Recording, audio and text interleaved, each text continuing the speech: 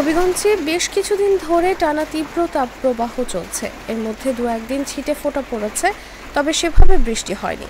অবশেষে বৃষ্টি নেমেছে, এতে তীব্র গরমে স্বস্তি এলেও কালবৈশাখীর সঙ্গে শিলাবৃষ্টিতে ঘরবাড়ি, গাছপালা ও যানবাহনের ব্যাপক ক্ষয়ক্ষতি হয়েছে।